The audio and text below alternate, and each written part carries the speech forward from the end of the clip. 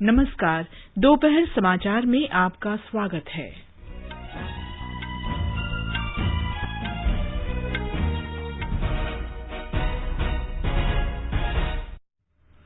प्रधानमंत्री नरेंद्र मोदी आज गुजरात के केवड़िया में संयुक्त कमांडर सम्मेलन के समापन सत्र को संबोधित करेंगे। राष्ट्रपति रामनाथ कोविंद ने कहा, न्याय प्रणाली का उद्देश्य केवल विवादों का निपटान ही नहीं बल्कि न्याय की रक्षा भी है। सरकार ने स्वतंत्रता की 75वीं वर्षगांठ मनाने के लिए प्रधानमंत्री की अध्यक्षता में 259 सदस्यीय राष्ट्रीय समिति का गठन किया। तमिलनाडु में सत्तारूढ़ ऑल इंडिया अन्ना डीएमके पार्टी ने विधानसभा चुनाव के लिए 20 सीटें और कन्याकुमारी संसदीय सीट भारतीय जनता पार्टी को दी। देश में अब तक 1,94,00,000 से अधिक लोगों को कोविड से बचाव के टीके लगाए गए। सरकार ने वाहन निर्माताओं को चालक के साथ वाली सीट के लिए भी एयरबैग लगाने के निर्देश दिए। बेल्जियम में यूरोपीय हॉकी श्रृंखला में आज भारतीय पुरुष हॉकी टीम का मुकाबला ब्रिटेन से होगा। स्विस ओपन बैडमिंटन टूर्नामेंट में पीवी सिंधु, किदाम्बी श्रीकांत और सात्विक साईराज रंकीरेड्डी तथा चिराग शेट्टी सेमीफाइनल मुकाबले खेलेंगे। और क्रिकेट में इंग्लैंड के साथ चौथे और अंतिम क्रिकेट टेस्ट मैच के तीसरे दिन भारत ने पहली पारी में इंग्लैंड पर 160 रन की बढ़त ली।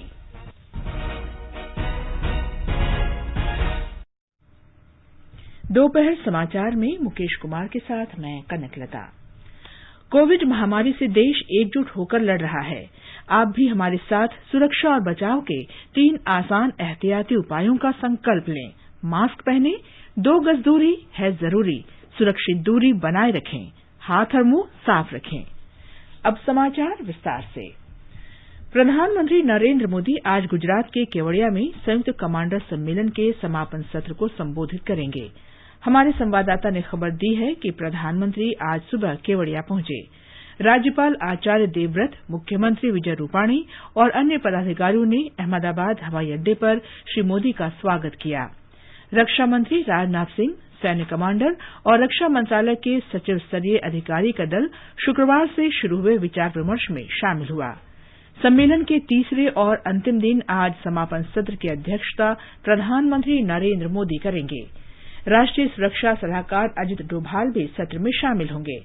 प्रमुख रक्षा अध्यक्ष जनरल बिपिन रावत, सेनाध्यक्ष मनोज मुकुंद नरवणे, वायुसेना प्रमुख राकेश कुमार सिंह भदौरिया और नौसेना अध्यक्ष एडमिरल करमबीर सिंह भी सम्मेलन में भाग ले रहे हैं। ब्यौरा हमारे संवाददाता से। सर्वोच्च सैन्य अधिकारियों का 3 दिवसीय संयुक्त कमांडर्स कॉन्फ्रेंस एक प्रमुख ब्रेनस्टॉर्मिंग इवेंट है, जो इस बार 3 वर्षों के अंतराल के बाद केवड़िया में हो रहा है। सूत्रों के अनुसार इस वर्ष के सम्मेलन के दायरे को बहुस्तरीय, इंटरैक्टिव, अनौपचारिक और सूचित घटना के साथ विस्तारित किया गया है, जिसमें तीनों सेना के विभिन्न रैंकों के लगभग 30 अधिकारियों और सैनिकों को भी जोड़ा गया है। जवान और जूनियर कमीशन ऑफिसर कॉन्फ्रेंस के मानव संसाधन विकास से संबंधित विशिष्ट सत्रों में भाग ले रहे हैं। समारोह के दौरान देश का संयुक्त स्तर का सर्वोच्च सैन्य नेतृत्व, देश की सुरक्षा की स्थिति और रक्षा तैयारियों से संबंधित विभिन्न मुद्दों की भी समीक्षा करेंगे। योगेश पंड्या, आकाशवाणी समाचार, अहमदाबाद। ये सम्मेलन 2014 से दिल्ली के अलावा देश के अन्य शहरों में भी आयोजित किया जा रहा है। 2015 में इसे आईएनएस विक्रमादित्य और 2017 में देहरादून में भारतीय सैन्य अकादमी में आयोजित किया गया था। 2018 में ये जोधपुर के वायुसेना अड्डे में आयोजित किया गया। केवड़िया में देश का सर्वोच्च सैन्य नेतृत्व ऐसे समय विचार विमर्श के लिए एकत्र हुआ है जब भारत और चीन पूर्वी लद्दाख में आमने सामने खड़ी सेना की वापसी पर बातचीत कर रहे हैं। प्रधानमंत्री नरेंद्र मोदी कल जन औषधि दिवस समारोह को वीडियो कॉन्फ्रेंस के माध्यम से संबोधित करेंगे। वे शिलंग में पूर्वोत्तर इंदिरा गांधी क्षेत्रीय स्वास्थ्य और आयुर्विज्ञान संस्थान में 75वां जन औषधि केंद्र भी राष्ट्र को समर्पित करेंगे। श्री मोदी प्रधानमंत्री भारतीय जन औषधि योजना के लाभार्थियों के साथ चर्चा करेंगे और इस क्षेत्र में असाधारण कार्य करने वालों को पुरस्कृत भी करेंगे। प्रधानमंत्री भारतीय जन औषधि योजना का उद्देश्य कम कीमत पर स्तरीय दवाएं उपलब्ध कराना है। इस योजना के तहत अब तक देश में 7,499 स्टोर खुल चुके हैं। जन औषधि के बारे में लोगों को और अधिक जागरूक बनाने के उद्देश्य से मार्च महीने का पहला सप्ताह जन औषधि सप्ताह के रूप में मनाया जा रहा है। प्रधानमंत्री नरेंद्र मोदी को कल सेरावीक वैश्विक ऊर्जा और पर्यावरण नेतृत्व पुरस्कार 2021 से सम्मानित किया गया। इस अवसर पर श्री मोदी ने कहा कि सक्षम नीतियों, कानूनों और नियमों के साथ ही व्यवहार में बदलाव के जरिए जलवायु परिवर्तन जैसी समस्या से प्रभावी ढंग से निपटा जा सकता है। प्रधानमंत्री ने सेरावीक पुरस्कार भारत के लोगों को समर्पित करते हुए कहा कि भारत की समृद्ध परंपरा पर्यावरण संरक्षण का संदेश देती है। I dedicate this award to the people of our great motherland India. I dedicate this award to the glorious tradition of our land that has shown the way when it comes to caring for the environment. प्रधानमंत्री नरेंद्र मोदी ने कहा है कि भारतीय संस्कृति हमेशा से प्रकृति के साथ तालमेल से जीवन के महत्व पर जोर देती है। स्वीडन के प्रधानमंत्री स्टीफन लोफवेन के साथ कल वर्चुअल शिखर बैठक में श्री मोदी ने कहा कि भारत पेरिस समझौते के प्रति वचनबद्ध है। हम पेरिस एग्रीमेंट में किए गए अपने कमिटमेंट पर दृढ़ता से आगे बढ़ रहे हैं। हम इन टारगेट्स को न सिर्फ अचीव करेंगे बल्कि उन्हें एक्सीड करेंगे।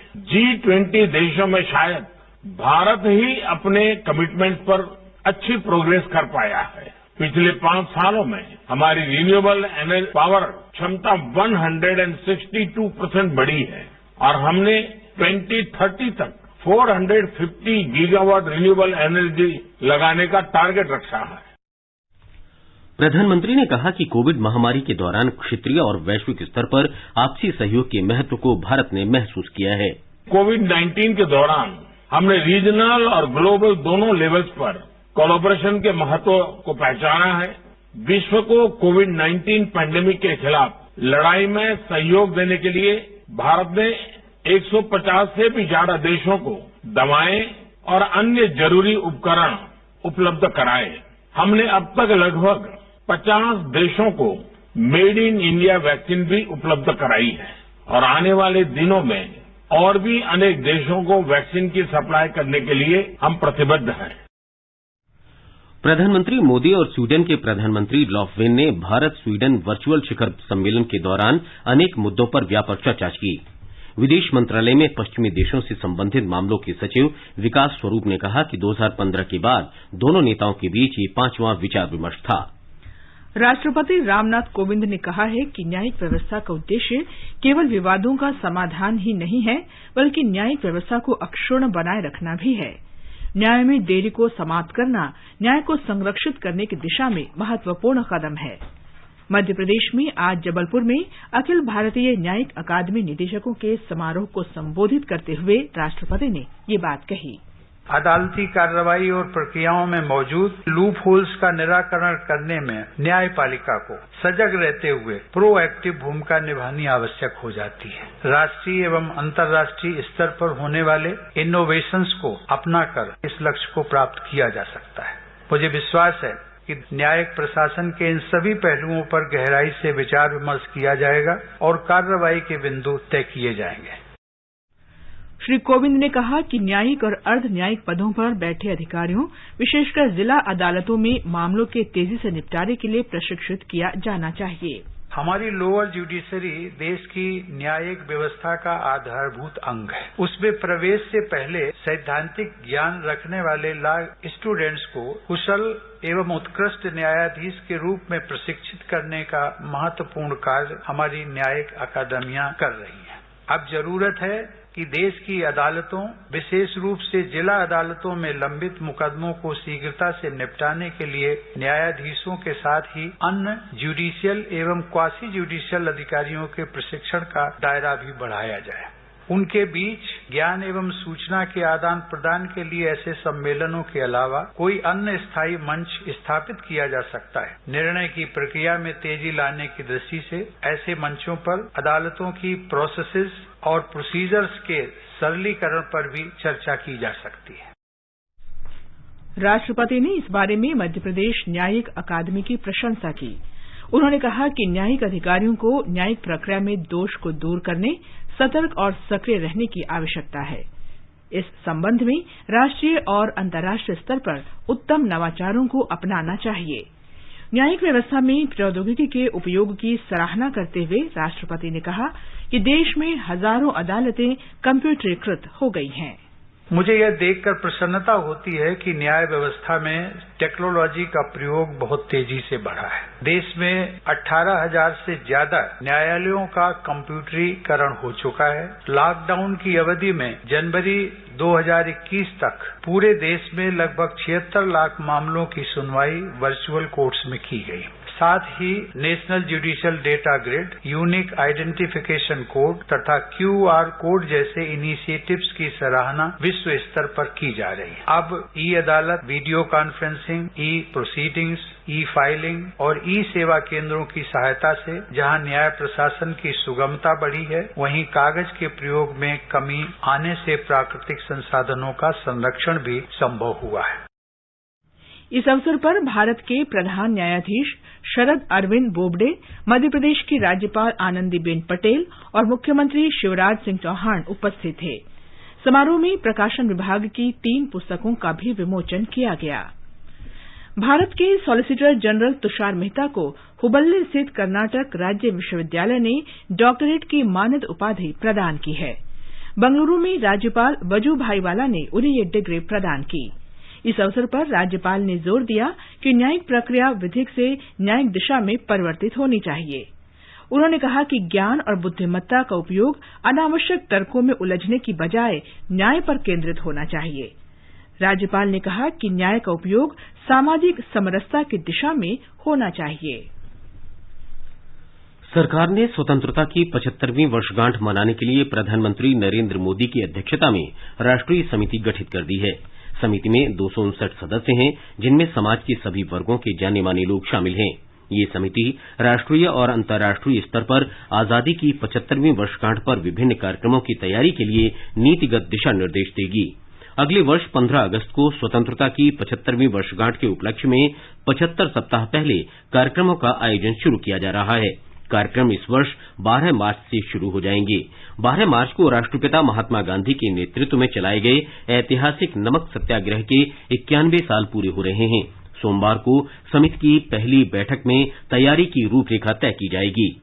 सरकार राष्ट्रीय और अंतर्राष्ट्रीय स्तर पर इस अवसर को आजादी का अमृत महोत्सव के रूप में मनाएगी। इस उपलक्ष्य में विभिन्न मंत्रालयों से मार्गदर्शन के लिए राष्ट्रीय कार्यान्वयन समिति पहले ही गठित कर ली गई थी।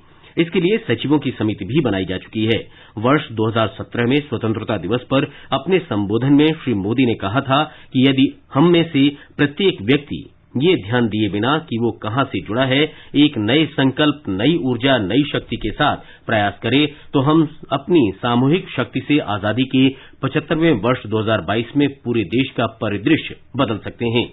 ये भारत एक नया भारत होगा, एक सुरक्षित, समृद्ध और सुदृढ़ भारत।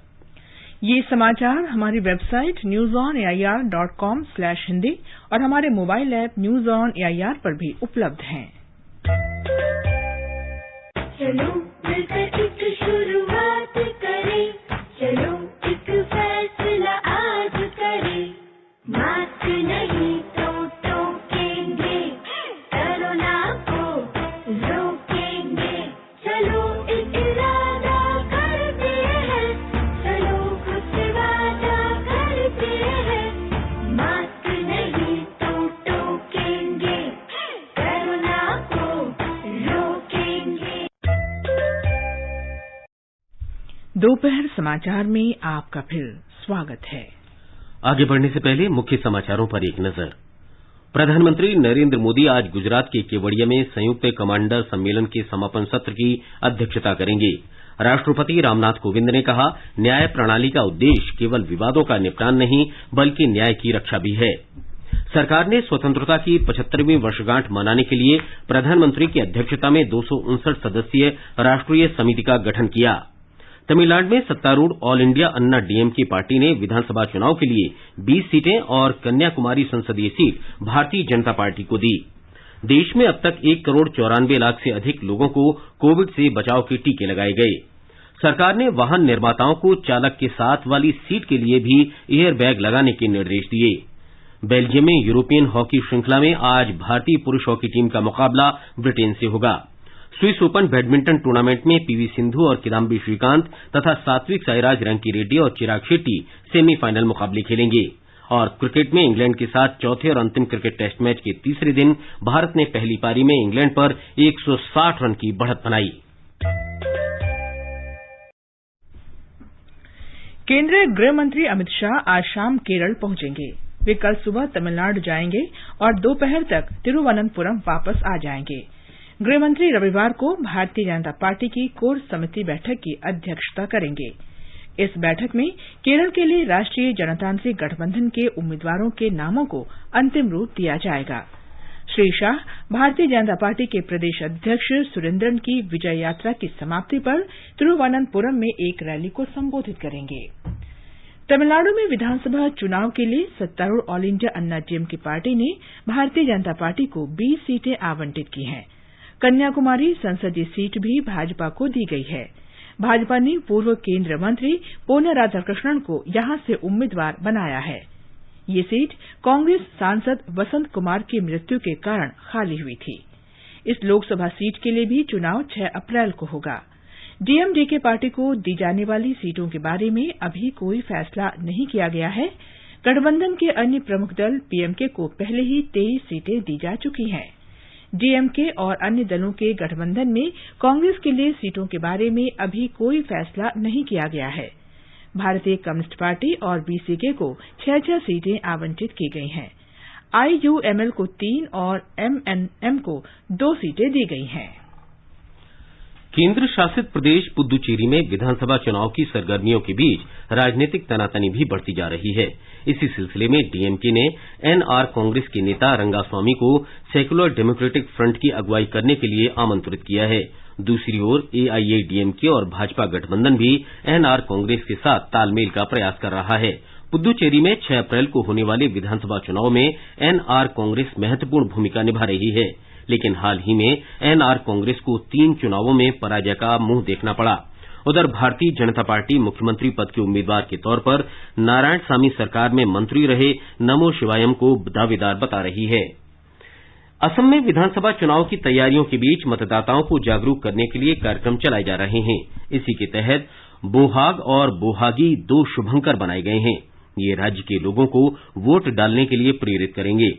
हमारे संवाददाता ने बताया है कि इन शुभंकरों का डिजाइन के साईं गौतमी ने तैयार किया है। ये शुभंकर असम की विरासत, संस्कृति और प्रगतिशील भविष्य को प्रदर्शित करते हैं। ये समाचार आकाशवाणी से प्रसारित किए जा रहे हैं। ताजा समाचार जानने के लिए आप हमारे Twitter handle @AIR News Hindi को फॉलो कर सकते हैं। सरकार ने अब गाड़ियों में चालक के साथ वाली सीट के लिए भी एयरबैग की व्यवस्था करना अनिवार्य कर दिया है। सड़क परिवहन और राजमार्ग मंत्रालय ने इस संबंध में अधिसूचना जारी की है। अधिसूचना के अनुसार इस वर्ष 1 अप्रैल से तैयार किए जाने वाले नए मॉडलों में चालक के बगल वाली सीट पर बैठे व्यक्ति के लिए भी एयरबैग की व्यवस्था करनी होगी। 31 अगस्त से मौजूदा मॉडलों में भी एयरबैग फिट करना होगा। चालक के साथ वाली यात्री सीट पर एयरबैग न होने से दुर्घटना की स्थिति में जोखिम बढ़ जाता है। मंत्रालय की अधिसूचना सड़क सुरक्षा पर उच्चतम न्यायालय की समिति के सुझावों पर आधारित है। देश में अब तक 1,94,97,000 से अधिक लोगों को कोविड का टीका लगाया जा चुका है।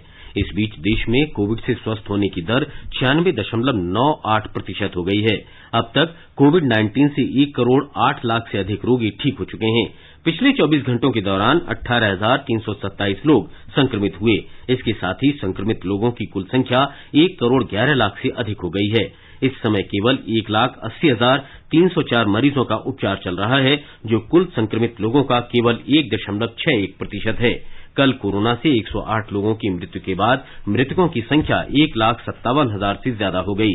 भारतीय आयुर्विज्ञान अनुसंधान परिषद के अनुसार कल 7,51,000 से अधिक कोविड जांच की गई। अब तक कुल 22 करोड़ 6 लाख से अधिक नमूनों की कोविड जांच की जा चुकी है। राजस्थान में कोविड टीकाकरण के दूसरे चरण में कल 2,58,000 से अधिक व्यक्तियों को टीका लगाया गया। इनमें से 2,35,000 से अधिक लोग 60 वर्ष से अधिक आयु के हैं। हमारे संवाददाता ने बताया है कि बीते 6 दिनों में राज्य में 60 वर्ष से अधिक उम्र के 7,04,000 से अधिक लोगों को कोविड का टीका लगाया जा चुका है। कोरोना टीकाकरण के लिए 60 साल से अधिक उम्र के नागरिकों में भारी उत्साह देखा जा रहा है। गांवों और शहरों में वरिष्ठ जन कोरोना टीकाकरण में अपनी जिम्मेदारी निभाने के लिए टीकाकरण केंद्रों पर पहुंच रहे हैं। राज्य में गंभीर बीमारियों से पीड़ित 45 से 59 साल की उम्र के करीब 50,000 नागरिकों को भी टीका लगाया जा चुका है। इस बीच फरवरी के तीसरे सप्ताह से राज्य में कोरोना के नए मामलों की संख्या एक बार फिर बढ़ने लगी है। पिछले एक सप्ताह में जयपुर, उदयपुर और डूंगरपुर जिलों में कोरोना के मामले बढ़े हैं। स्वास्थ्य विभाग के अधिकारियों का कहना है कि अन्य राज्यों से आए लोगों तथा सतर्कता में कमी के कारण कोरोना मरीजों की संख्या बढ़ी है। प्रदेश में सक्रिय मरीजों की संख्या भी अब बढ़कर 1,500 से ज्यादा हो गई है। जितेंद्र द्विवेदी, आकाशवाणी समाचार, जयपुर। छत्तीसगढ़ में कोविड टीकाकरण अभियान जोरों से चल रहा है।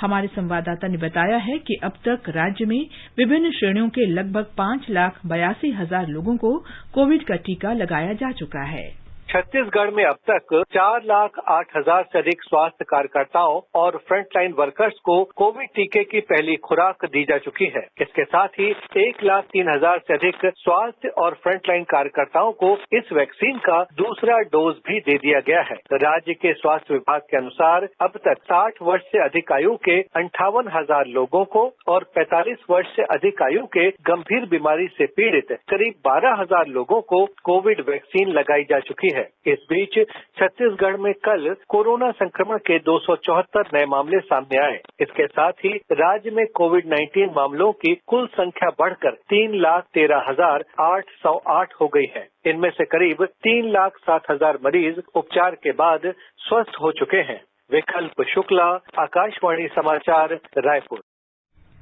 मध्य प्रदेश में कल कोविड के 457 नए मामले सामने आए। इस दौरान 301 मरीजों की अस्पताल से छुट्टी होने के बाद राज्य में ठीक होने वालों की संख्या 2,56,424 हो गई है। हमारे संवाददाता ने बताया है कि राज्य के कई जिलों में रोगियों की संख्या बढ़ रही है। मध्य प्रदेश में कल इंदौर में सबसे अधिक 176 नए कोविड मामले दर्ज किए गए हैं, जबकि भोपाल में 77 नए मामले सामने आए हैं। कोविड पॉजिटिविटी दर 2.7 रही है। राज्य के कुल 52 जिलों में से 11 में कोई नया कोविड मामला सामने नहीं आया है। इस बीच मुख्यमंत्री शिवराज सिंह चौहान ने शुक्रवार को उच्च शिक्षा, तकनीकी शिक्षा और स्कूल शिक्षा विभाग के अधिकारियों को निर्देश दिए कि सभी शासकीय और गैर शासकीय शैक्षणिक संस्थाओं में मास्क का उपयोग अनिवार्य किया जाए। इसके लिए रोको टोको जागरूकता अभियान में तेजी लाने के निर्देश भी मुख्यमंत्री ने दिए। पूजा पीवर्धन, आकाशवाणी समाचार, भोपाल। महाराष्ट्र में बढ़ते कोरोना संक्रमण के साथ कोविड टीकाकरण अभियान में भी तेजी आई है।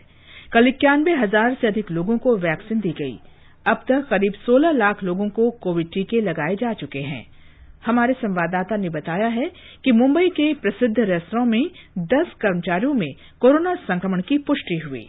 महाराष्ट्र में कोविड मामलों में लगातार वृद्धि हुई है। राज्य सरकार ने हाल ही में कहा था कि वे पूरे राज्य में पूर्ण तालाबंदी पर विचार नहीं कर रही है। विदर्भ के विभिन्न हिस्सों में प्रतिबंध लगाए गए हैं। पश्चिमी विदर्भ में अमरावती जिला कलेक्टर ने एक सप्ताह के बाद कर्फ्यू में ढील देने का आदेश जारी किया है। यह कल से नगर निगम की सीमा के अंदर लागू होगा। अकोला में भी दुकानें निर्धारित समय में खोलने की अनुमति है, जिसमें दुकानदारों को RT-PCR परीक्षण से गुजरना अनिवार्य किया गया है। पश्चिम विदर्भ में बुल्डाना और वाशिम जिले में भी समान प्रतिबंधात्मक आदेश लागू रहेंगे। नागपुर जिला प्रशासन ने अभी जारी वीकेंड लॉकडाउन का विस्तार 14 मार्च तक करने का निर्णय लिया है। कल राज्य में लगभग 4 महीनों के अंतराल के बाद 10,000 से अधिक मामले दर्ज किए गए, जो स्वास्थ्य अधिकारियों के लिए चिंता का विषय बन गया है। महाराष्ट्र के मुख्यमंत्री उद्धव ठाकरे ने हाल ही में विधानसभा में कहा था कि वह एक और लॉकडाउन लगाने के बारे में नहीं सोच रहे थे, लेकिन लोगों को मास्क पहनने, सामाजिक दूरी बनाए रखने और अपनी स्वच्छता का ध्यान रखना होगा। मुंबई से कुणाल शिंदे के साथ धनंजय वानखेड़े, आकाशवाणी समाचार, नागपुर।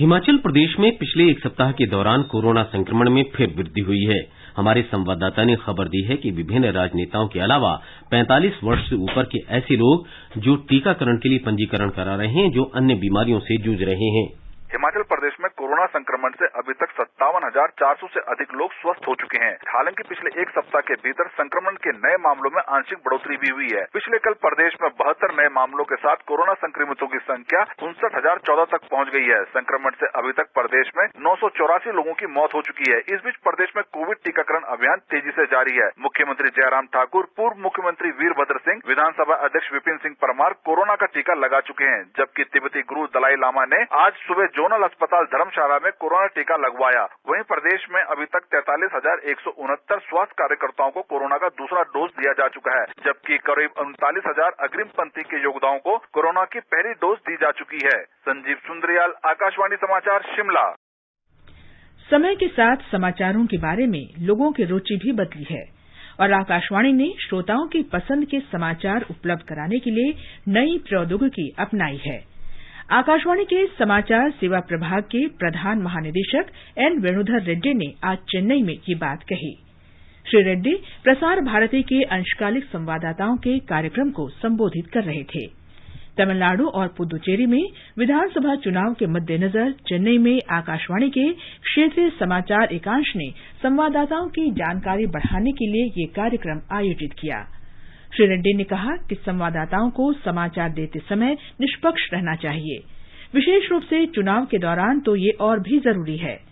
पूर्व मुख्य निर्वाचन आयुक्त एन गोपालस्वामी, आकाशवाणी दिल्ली के समाचार सेवा प्रभाग के अपर महानिदेशक आकाश लक्ष्मण, सूचना और प्रसारण मंत्रालय के तमिलनाडु क्षेत्र के अपर महानिदेशक अन्ना दुरई ने भी इस अवसर पर अपने विचार व्यक्त किए। भारत और बांग्लादेश ऐतिहासिक सभ्यता और संस्कृति के साझेदार रहे हैं। दोनों देशों में बोली जाने वाली बांग्ला भाषा भारत और बांग्लादेश के संबंधों को और मजबूत बनाती है। इस वर्ष 26 मार्च को बांग्लादेश मुक्ति युद्ध के 50 वर्ष पूरे कर रहा है। ये युद्ध 1971 में लगभग 9 महीने तक चला था, जिसके परिणाम स्वरूप बांग्लादेश पाकिस्तान से अलग होकर एक स्वतंत्र देश के रूप में विश्व के मानचित्र पर उभरा। आकाशवाणी से विशेष भेंटवार्ता में बांग्लादेश के इतिहासकार और बुद्धिजीवी प्रोफेसर मुंतसिर मामून ने कहा कि बांग्लादेश की स्वतंत्रता के लिए भारतीय सैनिकों ने अपने प्राणों की आहुति दी। Indian Army also supported when we started the final war around the December 3rd. So there was a joint command of Bangladesh Liberation Forces and Indian forces. Indian soldiers also sacrificed for our freedom, not only the Mukti Yuddhas. So we also remembered them, and the Bangladesh government has honored the Indian people and the Indian Army with friendship. We call it Friends of Bangladesh, especially for this thing, you see. पूरा साक्षात्कार हमारे spotlight कार्यक्रम में आज रात 9:15 बजे से FM gold channel और अतिरिक्त मीटरों पर सुना जा सकता है। बेल्जियम के एंटवर्प में यूरोपियन हॉकी श्रृंखला में भारत की पुरुष हॉकी टीम का मुकाबला आज ब्रिटेन से होगा। ये मैच शाम 6:30 बजे से खेला जाएगा। श्रृंखला के पहले मैच में भारत ने जर्मनी को 6-1 से हराया था। जर्मनी के साथ दूसरा मैच 1-1 से ड्रॉ रहा था। पीवी सिंधु और Kidambi Srikanth Swiss Open badminton tournament के सेमीफाइनल में पहुंच गए हैं। महिला सिंगल्स क्वार्टर फाइनल में पीवी सिंधु ने थाईलैंड की बुसानन ओंगफाम को 21-16, 23-21 से और श्रीकांत ने पुरुष सिंगल्स में थाईलैंड के ही केंटाफन वांगचेरियान को 21-9, 21-15 से हराया। सात्विक साईराज रंकीरेड्डी और चिराग शेट्टी की जोड़ी पुरुष डबल्स के सेमीफाइनल में पहुंच गई है। सात्विक और चिराग की जोड़ी ने मलेशिया की आंग यू सिन और त्यो यी की जोड़ी को 12-21, 21-19, 21-12 से हराया। अहमदाबाद क्रिकेट टेस्ट मैच के तीसरे दिन इंग्लैंड ने दूसरी पारी में 6 विकेट पर 97 रन बना लिए हैं। इससे पहले भारत की टीम पहली पारी में 365 रन पर आउट हो गई। वॉशिंगटन सुंदर ने नाबाद 96 रन बनाए। इंग्लैंड ने पहली पारी में 205 रन बनाए थे। अंत में मुख्य समाचार एक बार फिर। प्रधानमंत्री नरेंद्र मोदी आज गुजरात के केवड़िया में संयुक्त कमांडर सम्मेलन के समापन सत्र की अध्यक्षता करेंगे। राष्ट्रपति रामनाथ कोविंद ने कहा, न्याय प्रणाली का उद्देश्य केवल विवादों का निपटान ही नहीं बल्कि न्याय की रक्षा भी है। सरकार ने स्वतंत्रता की 75वीं वर्षगांठ मनाने के लिए प्रधानमंत्री की अध्यक्षता में 259 सदस्यीय राष्ट्र समिति का गठन किया। तमिलनाडु में सत्तारूढ़ ऑल इंडिया अन्ना डीएमके पार्टी ने विधानसभा चुनाव के लिए 20 सीटें और कन्याकुमारी संसदीय सीट भारतीय जनता पार्टी को दी। देश में अब तक 1 करोड़ 94 लाख से अधिक लोगों को कोविड से बचाव के टीके लगाए गए। सरकार ने वाहन निर्माताओं को चालक के साथ वाली सीट के लिए भी एयरबैग लगाने के निर्देश दिए। बेल्जियम में यूरोपियन हॉकी श्रृंखला में आज भारतीय पुरुष हॉकी टीम का मुकाबला ब्रिटेन से होगा। स्विस ओपन बैडमिंटन टूर्नामेंट में पीवी सिंधु और किदाम्बी श्रीकांत तथा सात्विक साईराज रेंकी और चिराग शेट्टी सेमीफाइनल मुकाबले खेलेंगे। और क्रिकेट में इंग्लैंड के साथ चौथे और अंतिम क्रिकेट टेस्ट मैच के तीसरे दिन भारत ने पहली पारी में इंग्लैंड पर 160 रन की बढ़त ली। इसके साथ ही दोपहर समाचार का ये अंक समाप्त हुआ। नमस्कार।